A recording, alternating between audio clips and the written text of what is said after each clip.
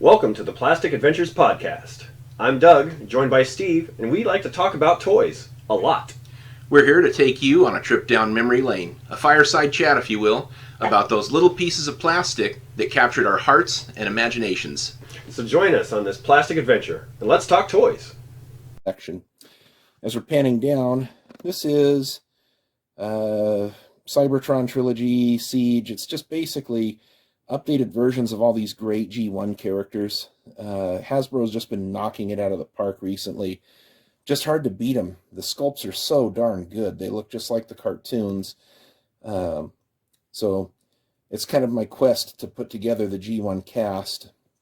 And you can see they're from a few different lines. There's that Perceptor. He doesn't really belong. And in the back, hard to see because of the light, but that's the new blaster that came out. I found two of those at Fred Meyer in Kennewick, of all places. So Doug and I both got one of those pretty recently. That Gears, God almighty, is that a hard one to find. Limited distribution, and Doug found that for me at a toy show. And if those Dinobots are looking a little bit funky monkey back there, they're all the same size as Grimlock. What the heck? Well, I hated the scale of those deluxe Dinobots. Grimlock was a Voyager class, and they were just so tiny. So I actually bought a set of knockoffs that have metal parts.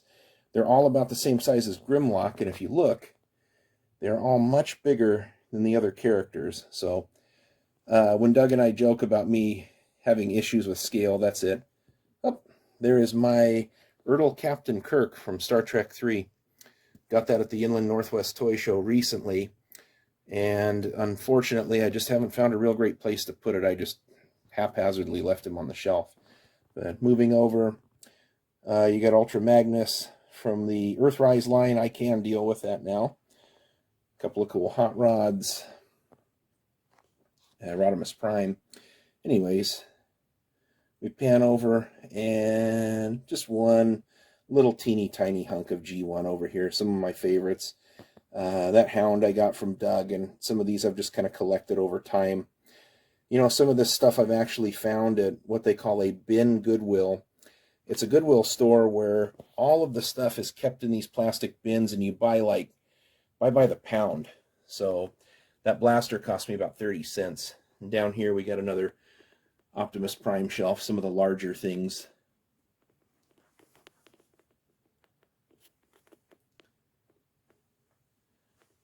Out of package Siege Optimus Prime, one of the very best. Masterpiece from about 2004, I think. That was the next one that kind of came out. And, that is the Transformers Red non-transforming Optimus Prime in the obligatory leaping rifle shot from Transformers the movie.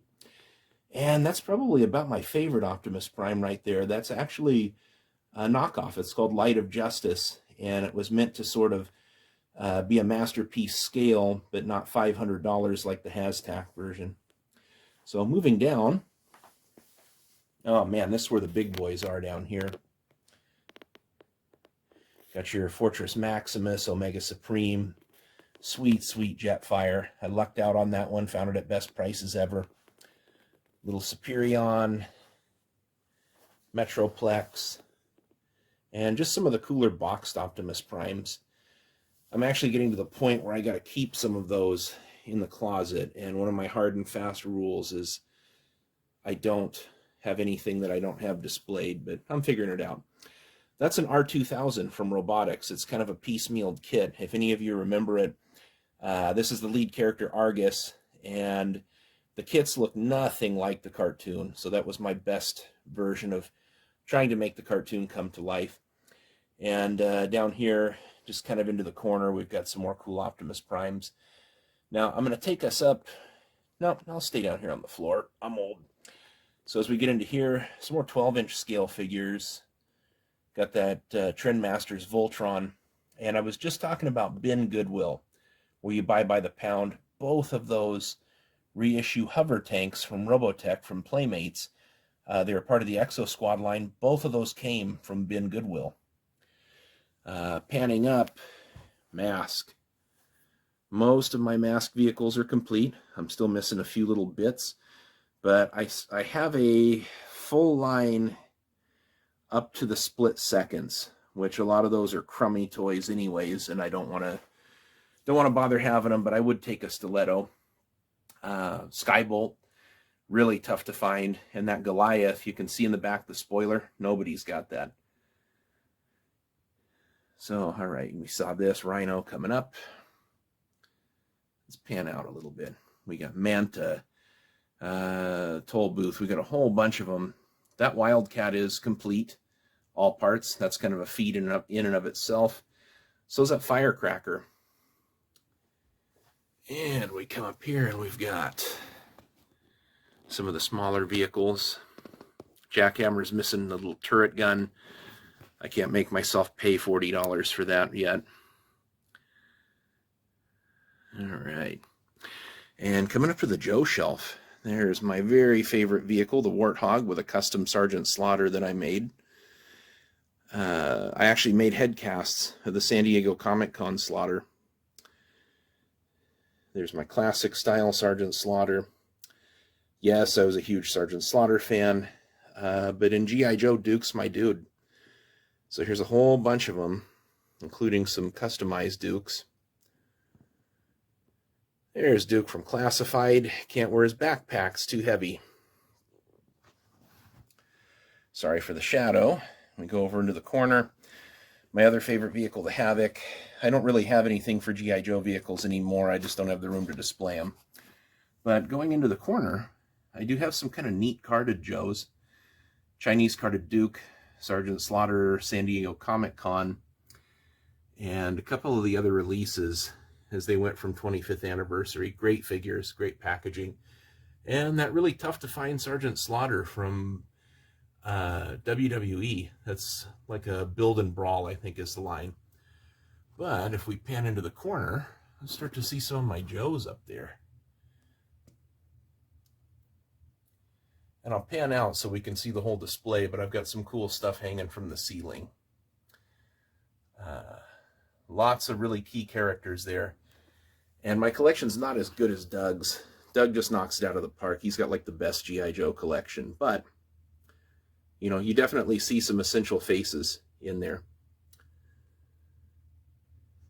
And as we pan down, some of the bad guys. Yes, that bat is complete. No, it is not for sale. All right. There's Destro, Cobra Commander, a really nice Storm Shadow. So I'll pan out, because this is how I actually display my figures. I made that out of acoustic ceiling tiles so that I could stick all the pins in it. And I will show you something kind of neat here. This is a Cobra Rattler. That was a trade courtesy of Doug. Love having that displayed from the ceiling. It is fully complete. I've got the panels and everything. Millennium Falcon. What self-respecting Star Wars nerd doesn't have that? Snow Speeder. This is a refurbed X-Wing. When I got it, it was really yellowed up. The canopy was very hazy. You couldn't see in there.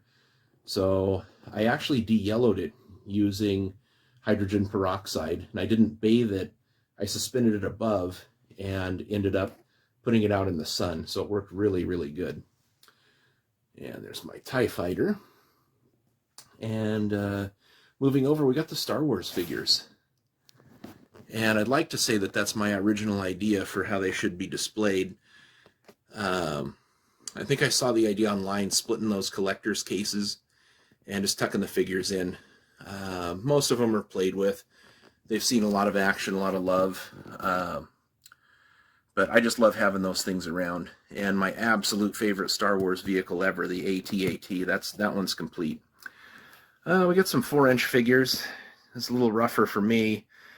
We're getting into a section where I've kind of had to hodgepodge my collection together. But kind of just, you know, an interesting collection there. Custom Terry Bogard that I made. Hey, and there's Brock Sampson back there from the Venture Brothers. Pan down a little bit. Oh, we got the 6-inch figures. Superman. We got Batman from NECA in the back. Another Terry Bogard, tough to get. These are some of my favorites, very favorite figures. Punisher's my favorite superhero. But then when you get into the corner, oh man, that's those NECA Ninja Turtle movie figures I've been waiting for. Absolutely terrific figures. Man, I don't regret it at all. And I looked at Doug's Raphael, and it just kind of got me hooked on them. They're great. And I got that Casey in the back at the Inland Toy Show. And behind him was the very expensive deluxe Casey that never really appeared on Walmart shelves because you scalpers swallowed them up and robbed us collectors of our joy. Thanks for that. Anyways, moving down, we've got some Thundercats and Chitara Never Stands. But what an underrated series that was. That anime series, I think it ran for 2 short seasons on Cartoon Network. Big Terry Bogard. That's a custom Christopher Lambert from Highlander in the back. Yes, I made a Highlander figure. Some wrestling figures, sort of like Mount Rushmore, but not the. And we got some really cool Hulk Hogans there. I'm a big-time Hulkamaniac from back in the day, and I have many more, but this is really just my favorites that I put on display, including that new one up front in the red and yellow tie-dye, that great Old Man Hogan. What a great figure. And we're going to go back this way. We're going to kind of pan out, drop down a little bit. That is the Hasbro AT-AT. Gigantic. I love that toy. And a couple of Christmas presents in those Star Wars Legos. And some really not easy to find Ninja Turtle 2-packs right there. Walmart exclusive, aka scalper exclusive. And if you have been to Time Bomb Toys in Spokane, you will notice that Fortress of Steel is not for sale there anymore. That's because it's this one. And it came with several of the characters inside, and a few of them I ended up purchasing myself. But it's a line of these really interesting, like, retro-style suction cup robot things. They really only went like a half a year before they were off the shelves, but tough to find. Really cool. And what you're going to do when gigantic Hulk Hogan wrestling figures run wild on you? The answer is you stick them in the toy room because they don't really do anything, but they're pretty rad. Okay, so we're going to go back this way. Pan up. Wide shot. My wife's dolls. I guess they're action figures. This is my wife's Star Wars stuff.